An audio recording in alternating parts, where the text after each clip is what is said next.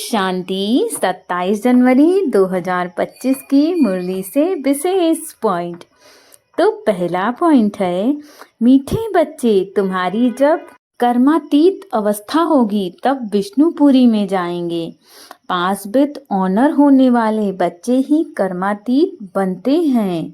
अर्थात जब हमारी अवस्था ऐसी हो जाए कि हमें हर कर्म में एक बाबा ही याद रहे, बाबा के अलावा और कोई याद ना रहे।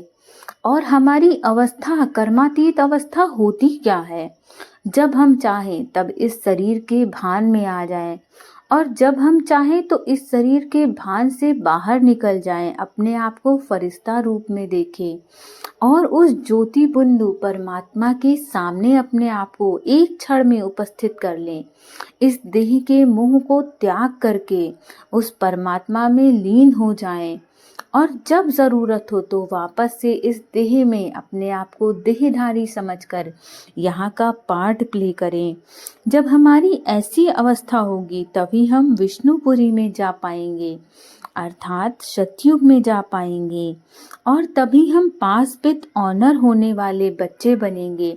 लेकिन हम पास विद ऑनर बनेंगे कैसे? जब हमारी अवस्था कर्मातीत होगी, मतलब हमारे अंदर एक क्षण में इस शरीर को छोड़ने का, इस शरीर को भूलने का भान हो, और दूसरे क्षण जब भी ज़रूरत हो तो इस शरीर में आ करके परमात्मा की सेवा में तत्पर तुरंत हो जाएं।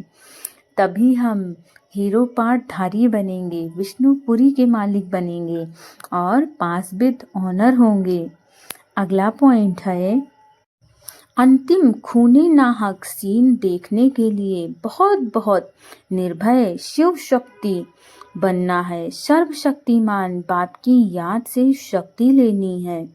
अर्थात बाबा बताते हैं कि बच्चे, जो अंत समय होगा वो बहुत मुश्किल होगा, लेकिन हम उसको देख तभी पाएंगे जब हम निर्भय होंगे। और हम निर्भय बनेंगे कैसे?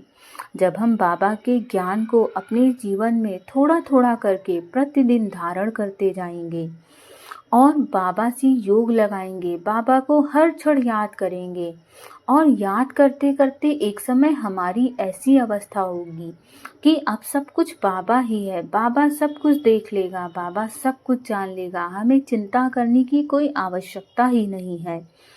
तब हम उस दृश्य को निर्भय होकर देख पाएंगे, तब हमारे अंदर वो शक्ति आएगी। क्योंकि बाबा पहले ही बता चुके हैं कि बच्चे, अंत समय बहुत मुश्किल होगा, लेकिन बाबा ने उसके साथ साथ ये भी बताया है कि जहाँ मेरे बच्चों के कदम होंगे वहाँ प्रकृति भी नतमस्तक हो जाएगी। जहाँ जहाँ बाबा के सच्चे बच्चों के कदम पड़ेंगे वहाँ इतना भयंकर विध्वंस तो नहीं होगा, लेकिन फिर भी हमें अंत समय के लिए तैयार तो होना ही पड़ेगा। हमारी भी परीक्षा होनी है, और हमारी परीक्षा तो और कठिन होनी है, क्योंकि हमें तो बाबा ने पढ़ाया है। तो जितना मीठा बाबा है उतनी ही कठिन हमारी परीक्षा भी होनी है। और अब हमारी ही परीक्षा नहीं होनी है, परंतु बाबा के ज्ञान की भी परीक्षा होनी है। तो हमें सबका ख्याल रखना है और एक पक्के बच्चे बनना है जो शिव शक्ति बन सके और अंत समय में निर्भय होकर उस खूनी नाहक खेल को देख सके। और ऐसा तभी होगा जब हम उस सर्वशक्तिमान बाबा से शक्ति भरेंगे अपने अंदर, उनकी शक्तियों को अपने जीवन में धीरे धीरे करके धारण करते जाएंगे, उनकी शक्तियों को अपने जीवन में अनुभव करेंगे। अगला पॉइंट है, पावन बनकर पावन बनाने की रूहानी सच्ची सेवा करनी है। डबल अहिंसक बनना है, अंधों की लाठी बन सबको घर का रास्ता बताना है। अर्थात हमें पवित्र बनना है, और खुद तो पवित्र बनना ही है, साथ साथ इस संसार की आत्माओं को पवित्र बनाने की सेवा करनी है।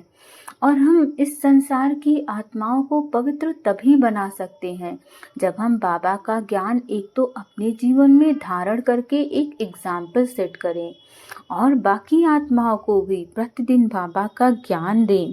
बाकी आत्माओं को अपने जीवन चरित्र के द्वारा एक अच्छा खासा एग्जाम्पल सेट करके दिखा सके कि बाबा के बच्चे वाकई कैसे होते हैं। उन्हें यूं ही बाबा ने नहीं चुना है, उन्होंने बाबा के ज्ञान को अच्छे से अपने जीवन में धारण किया है, तभी बाबा ने उनको चुना है और साथ साथ बाबा के इन बच्चों का जीवन इतना सुंदर बना है। हमें डबल अहिंसक बनना है और अंधों की लाठी बनना है।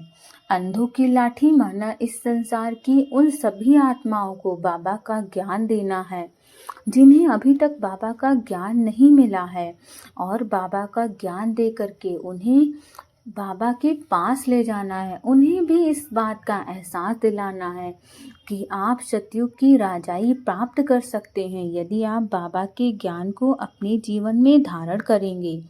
तो हमें सबका ज्ञान, सभी को बाबा का ज्ञान ज़रूर देना है। अगला पॉइंट है, मैं और मेरेपन को समाप्त कर समानता व संपूर्णता का अनुभव करने वाले सच्चे त्यागी भव। अर्थात हमें अपने अंदर से मैंपन को समाप्त कर देना है। कहते हैं जहाँ मैं वहाँ हरि नहीं। तो जब अगर हमारे अंदर मैंपन की भावना होगी तो वहाँ हम बाबा का स्थान बना ही नहीं पाएंगे, क्योंकि हर जगह मैं ही होगा। इसीलिए मैंपन को और मेरेपन को हमें संपूर्ण रूप से समाप्त करना है, तभी हम बाबा को अपने हृदय में जगह दे पाएंगे। और हमें समानता का अनुभव करना है। जब हम इन सभी चीज़ों को समाप्त कर समानता का अनुभव करेंगे कि मैं एक तुच्छ आत्मा हूँ जिन्होंने बाबा का ज्ञान लिया है अपने जीवन में, और वो साधारण आत्मा ही बाबा का ज्ञान धारण करके अपने जीवन को सुंदर बनाती है। तो जब हम इसका अनुभव करेंगे तभी हमें संपूर्णता का अनुभव होगा। अर्थात कुल मिलाकर कहने की बात है कि हमें अपने अंदर से अहंकार, मैंपन की, लालच की, मोह की सभी भावनाओं को त्यागना है, तभी हम सच्चे त्यागी बनेंगे। अगला पॉइंट है, हाँ जी कर सहयोग का हाथ बढ़ाना। अर्थात दुआओं की मालाएं पहनाना है। अर्थात जब हम हर आत्मा को सहयोग करेंगे, हाँ जी बोल करके उसकी हर चीज़ में मदद करेंगे, हमें अपना हाथ आगे बढ़ाना होगा उन समस्त आत्माओं के सामने जिन्हें बाबा का ज्ञान नहीं मिला है या जो दुखी हैं या परेशान हैं। जब हम उनकी तरफ सहायता का हाथ आगे बढ़ाते हैं तो हमें उन आत्माओं से दुआएं मिलती हैं और साथ साथ उन आत्माओं को बाबा का परिचय मिल जाता है। वो आत्माएं अपनी समस्याओं से बाहर निकल जाती हैं। तो यदि किसी आत्मा को मदद मिलती है तो वो आत्मा चाहे अपने मुंह से आपको दुआ ना दे, लेकिन उसकी आत्मा उसे दुआ ज़रूर देती है। और ये कभी मत भूलिएगा कि दुआओं का खाता पैसों के खाते से बहुत ऊंचा होता है। जहाँ हमारे पैसे, हमारी पहुँच नहीं काम करती, वहाँ हमारी दुआएं हमारी मदद कर देती हैं। इसीलिए हमें दुआओं की माला ज़रूर पहननी है। ओम शांति।